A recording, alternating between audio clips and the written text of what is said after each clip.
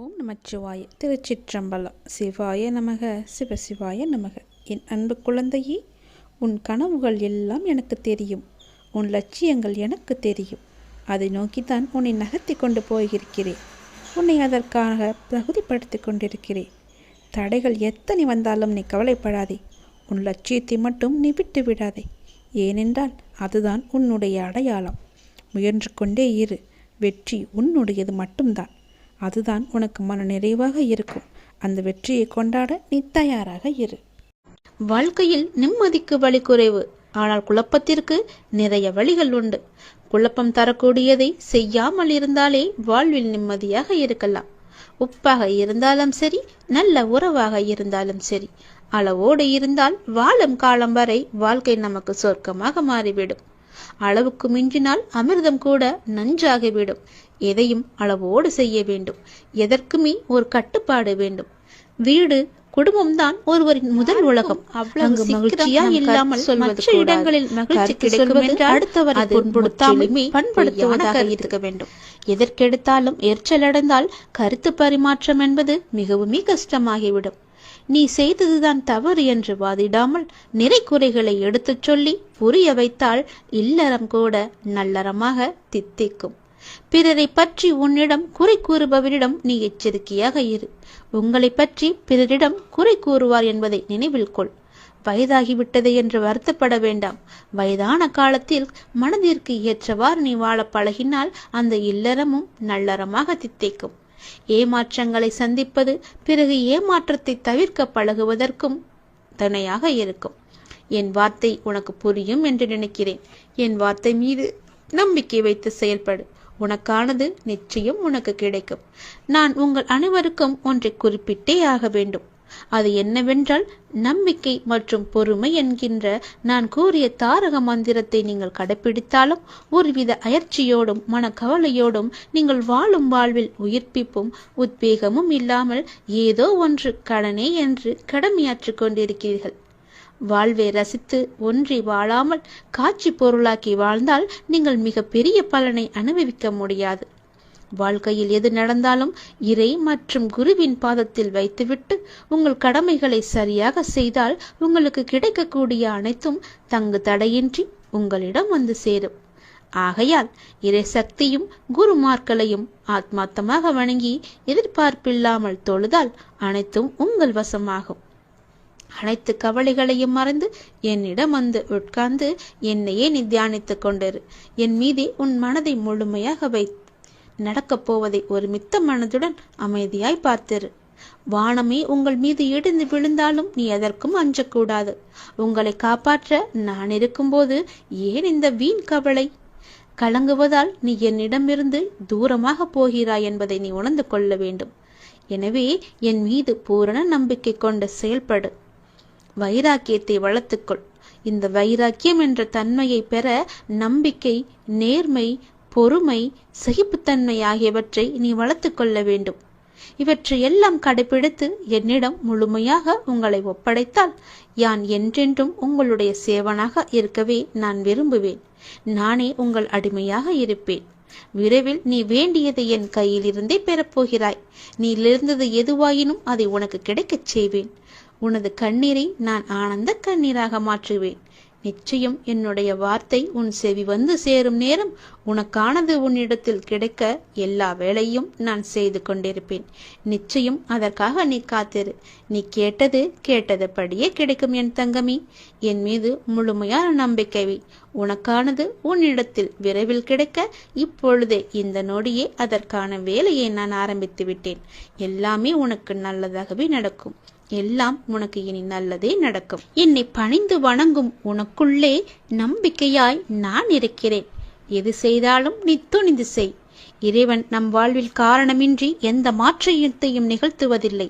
காரணத்தை புரிந்து கொள்ளும் திறன் மனிதர்களுக்கு கிடையாது. அவ்வளவுதான். நிகழ்த்துபவனை முழுமையாக உணர்ந்தவர்களுக்கு நிகழும் அனைத்தும் நல்லதாகவே தெரியும். எல்லாமே நன்மைக்கே என்று புரியும். இல்லவே இல்லை என மறுக்கக்கூடும் இதனை இருந்தும் நம்புதற்கரிய உண்மை.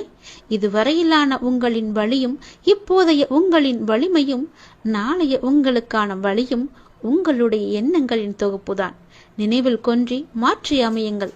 உங்களின் வழிகளையும் வாழ்க்கையும் உனக்கு துணையாக நான் இருக்கிறேன். நாடி வந்தவரையும் நமச்சிவாயம் பாடியவரையும் மனம் வாடியவரை கனப்பொழுது வேடிக்கை பார்த்து ஓடி வந்து உதவும் உமையவனே நின் தாள் போற்றி என்று இறைவனை போற்றி பாடுங்கள். எத்தனை பேர் கூடி உனக்கு வழியை அடைத்தாலும் அத்தனை பேரும் இயக்கும்படியாக நான் உனக்கு பல வழிகளை திறந்து காமிக்கின்றேன். எல்லா கதவுகளையும் திறந்து வைக்கின்றேன். மூடிய கதவுகள் எல்லாம் இனி உனக்கு திறக்கப் போகிறது. என்னை சிதைக்க என் அப்பன் இருக்கிறான். எந்த சிக்கலும் என்னை சிதைக்கப் போவது இல்லை என்ற கர்வத்தோடு நீ இரு. உனக்கு இழைக்கப்பட்ட அநீதியைக் கண்டு நீ மனமுடைந்து உட்காரக்கூடாது. அதை என்னிடம் விட்டுவிடு. அதை நான் பார்த்துக் கொள்கிறேன். நீ கவலை இல்லாமல் சந்தோஷமாக இரு. அதுவே என்னுடைய விருப்பம். ஒவ்வொரு சோதனையிலும் ஒன்றை நான் புரிய வைத்துக் கொண்டிருக்கிறேன் உனக்கு. எத்தனை சோதனைகளை நீ கடந்து வந்திருக்கிறாய். அத்தனை சோதனையிலும் நீ ஒரு அனுபவத்தை கற்றுக்கொண்டிருக்கிறாய். அதை நீ மறந்து விடாதே. எல்லாவற்றிற்கும் நன்றி கடவுளே என்று சொல்ல நீ பழகிக்கொள். நீ என்னை நம்பி வந்து விட்டாய். உன்னை காக்க வேண்டியது என்னுடைய கடமை. நீ கலங்காமல் உன் கடமைகளை செய்து கொண்டேரு. இனி எல்லாமே உனக்கு நல்லதாகவே நடக்கும். அமைதியாக செல்லும் நதியைப் போல நல்லதையே நினைத்து நல்லதையே செய். தீயவை யாவும் குப்பைகள் போல தானாகவே ஓரத்தில் ஒதுங்கிவிடும். வேறு ஒன்றும் என்று எனக்கு வேண்டாம் குருநாதா. இந்த அரவணைப்பு ஒன்றே போதும் என்று என்னிடம் நீ வந்து விட்டாய்.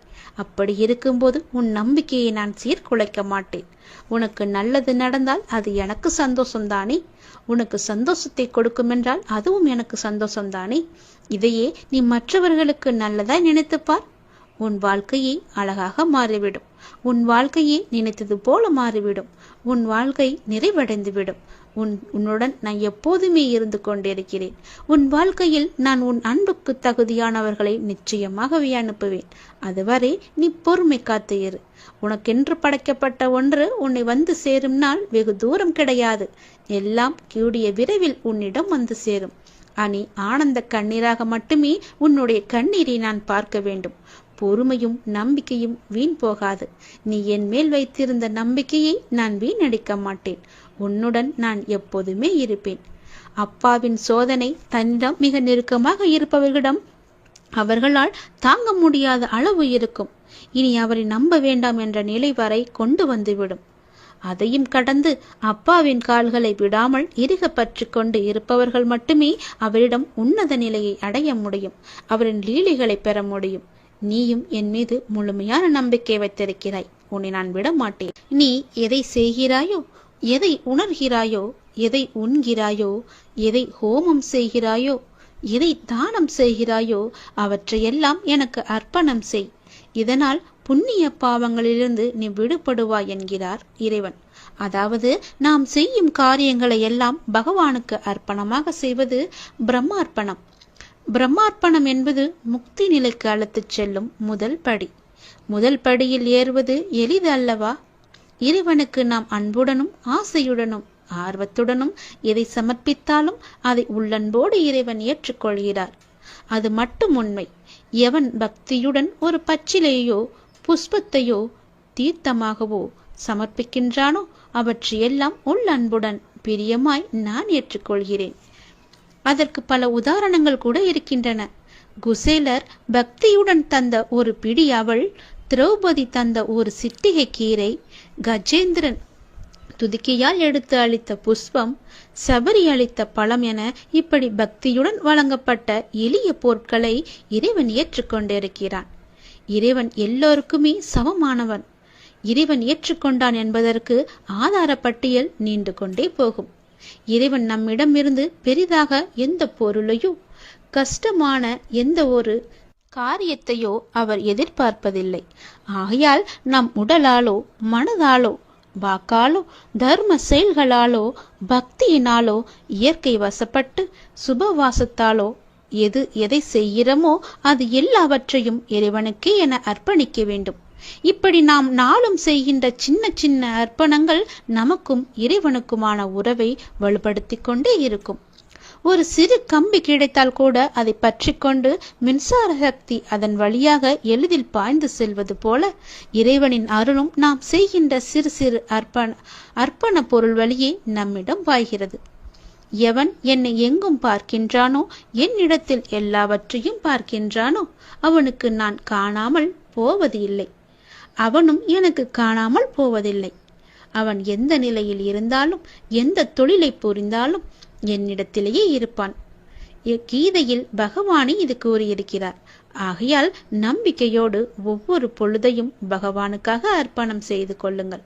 நாம் அன்றாடம் செய்கின்ற கடமையில் உண்மையுடன் சிரத்தையுடன் இருந்தால் இறைவனின் ஆசி நமக்கு நிச்சயம் கிடைக்கும். அதுவரை பொறுத்திருங்கள். இறைவனின் ஆசியை பெறுவதற்கு எல்லோரிடத்திலும் புன்முறுவலோடு அன்பாக பேசி பழகுங்கள். உங்களிடம் வேண்டி வருபவருக்கு இல்லை என்று சொல்லாமல் உங்களால் முடிந்த உதவியை செய்யுங்கள். எல்லாம் உங்களுக்கு இறைவன் கொடுத்தது. அதை நீ கேட்பவருக்கு கொடுப்பதில் உங்களுக்கு என்ன வருத்தம்? உங்களால் முடிந்தால் செய்யுங்கள். இல்லையில் அன்பாக பேசி அவர்களை அனுப்பிவிடுங்கள். வருவது யாராக வேண்டுமானாலும் இருக்கலாம். அதனால் வருவது அறிந்து, கேட்பது அறிந்து, உங்களால் கொடுக்க முடிந்ததை கொடுத்து அவர்களை அனுப்பிவிடுங்கள். நல்லபடியாக அனுப்பிவிடுங்கள். அவரிடம் கடும் கோபத்தால் பேசி அவர்களின் வாதத்திற்கு நீங்கள் வாக்குக்கு சபிக்கப்பட்ட வாக்காக கூட மாறிவிடலாம். அதனால் அவர்களை இன்பமாக அனுப்பிவிடுங்கள். உங்களுக்கு இறைவனின் அருள் நிச்சயமாகவே நிலைத்து நிற்கும். தூங்காத இரவுகள் இருக்கலாம், ஆனால் விடியாத இரவும் இல்லை, முடியாத செயலுமே இல்லை. நிச்சயமாகவே நடக்கும் என்று நம்பு. வெற்றி நிச்சயமாகவே கிடைக்கும். எதற்குமே கலங்காதே. நீ வேண்டியது அனைத்துமே நிச்சயம் நிறைவேறும். நான் நிறைவேற்றி தருவேன். எல்லாமே கூடிய விரைவிலேயே உன்னுடைய கஷ்டங்கள் எல்லாமே முடிவரும். அதுவரை உன் அப்பாவின் மேல் நம்பிக்கை வைத்து கொஞ்சம் பொறுமையாக இரு. உனக்கான நல்ல பலன் நிச்சயமாகவே உன்னை வந்து சேரும். துணிந்து நில். உனக்கு துணையாக என்றுமே நான் இருப்பேன். உனக்கு வருவதாக நினைக்கிற நன்மையும் தீமையும் நான் உன்னை சரிப்படுத்துவதாக வருகிறது என்பதை நீ உணர்ந்து கொள். உன்னை மேம்படுத்தவே மேற்கொண்டு வருகிறேன். உனது உணர்வு பக்தியாக மாறி என்னையே நீ குல தெய்வமாக வழிபடுவாய். எந்த நிலையிலும் நான் உன்னை கைவிட மாட்டேன் என்ற நம்பிக்கை உனக்குள் வேண்டும். என்ன கஷ்டமானாலும் என்ன, எல்லாமே என் அப்பாவையே சேரும் என்று எண்ணிக்கொள். உனக்கு நான் இருக்கிறேன். உன் வேதனை பலரை சிரிக்க வைக்கலாம். ஆனாலும் உன்னுடைய செருப்பு ஒருவரையுமே வேதனைப்படுத்தக்கூடாது என்பதை மட்டும் தெளிவாக அறிந்து கொள். பொறு. உன்னுடைய கவலைகளை எல்லாமே தூக்கி எறி. உன்னுடைய துன்பங்கள் எல்லாமே ஒரு முடிவுக்கு வந்துவிட்டன. ஒருவன் எவ்வளவுதான் நசுக்கப்பட்டு வேதனைப்பட்டவனாக இருப்பினும் இந்த ஆலயத்தில் கால் வைத்த உடனே அவன் மகிழ்ச்சியின் பாதையில் செல்வான். நிச்சயமாகவே அவனுடைய கர்மாக்களை முடிப்பது என்னுடைய பொறுப்பு. நீ விரும்பிய வாழ்க்கையை நான் உனக்கு கொடுக்க போகிறேன். நீ விரும்பிய வாழ்க்கையை நீ வாழ வைப்பேன். உன்னோடு நான் இருப்பதை அப்போதுதான் நீ முழுமையாக உணர்ந்து கொள்வாய். உணர்ந்து கொள்ளும் நேரமும் வரும். இனி எதற்குமே கலங்காதே. எந்த சூழ்நிலையிலுமே உன்னுடைய அப்பா நான் கைவிட மாட்டேன். நான் இருக்கிறேன் என்று நம்பு. என்னுடைய நாமத்தை நீ தினமும் 11 முறை சொல்லிக்கொண்டே இரு. தினமும் 11 முறை மட்டும் சொன்னால் போதும். சீக்கிரமாகவே உன் கண்ணுக்கு நான் புலப்படுவேன். நான் சொல்வது போல செய்துவிடு. என் நாமத்தை மறக்காமல் 11 முறை சொல்லிவிடு. எந்த நேரம் வேண்டுமானாலும் சொல்லலாம். எப்போது வேண்டுமானாலும் என்னை கூப்பிடலாம். நீ எப்போது என்னை கூப்பிடுவாய் என்றுதான் நான் காத்து கொண்டிருக்கிறேன். விரைவிலேயே உன்னுடைய அழைப்புக்காக நான் காத்திருக்கிறேன்.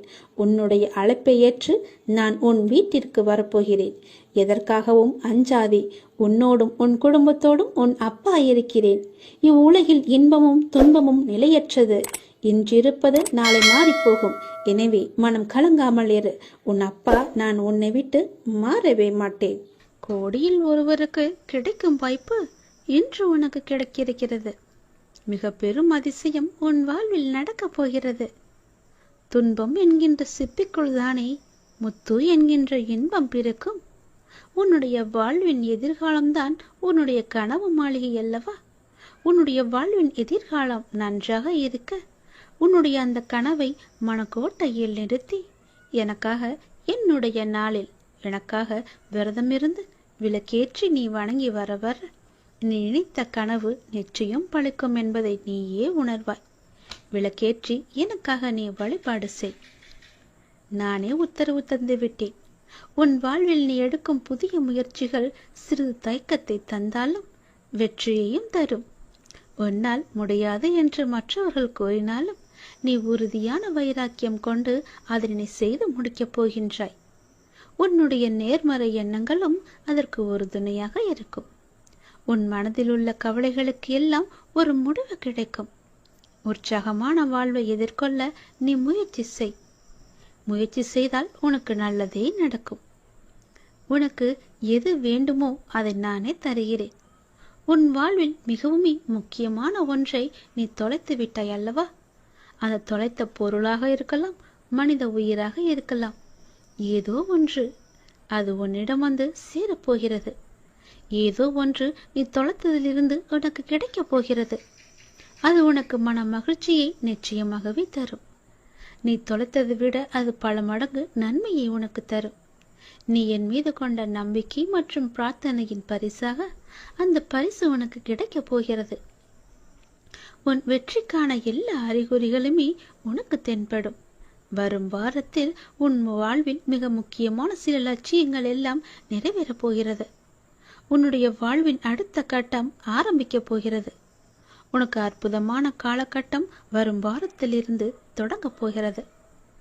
எதிர்பாராத திருப்பத்தின் மூலமாக உன்னுடைய வாழ்வில் மிகப்பெரிய மாற்றம் ஒன்று கிடைத்து விரைவில் உன் வாழ்க்கை சந்தோஷமாக மாறப்போகிறது. எப்படி என்றால் கோடி பேரில் ஒருவராக நான் உன்னை தேர்வு செய்திருக்கிறேன். கோடியில் ஒருவருக்கு கிடைக்கும் வாய்ப்பு இன்று உனக்கு கிடைத்திருக்கிறது அல்லவா? அப்படி என்றால் நீ எவ்வளவு பெரிய பாக்கியசாலி, மிக பெரிய புண்ணியசாலி.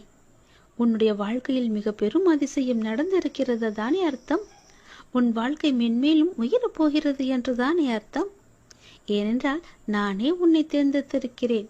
உன்னை தேர்வு செய்து இதை உன் கண்ணில் பட வைத்திருக்கிறேன். அப்படியென்றால் உன் வாழ்க்கை மிக பெரிய அளவில் மாற்றம் வரப்போகிறது என்று தானே அர்த்தம். நல்லது நடக்கப் போகிறது. உன் வாழ்வில் வரும் வாரத்தில் முக்கியமான சில நிகழ்வுகள் எல்லாம் நடந்து உன் வாழ்க்கை அற்புதமான காலகட்டத்தில் ஆரம்பிக்கப் போகிறது, நுழையப் போகிறது. உன் வாழ்க்கையும் நீ எதிர்பார்த்தது போலவே சந்தோஷமாக மாறப்போகிறது. இது அப்பாவின் வாக்கு. நிச்சயம் உனக்கு நிச்சயம் பலிக்கும் என்பதை மறவாதே.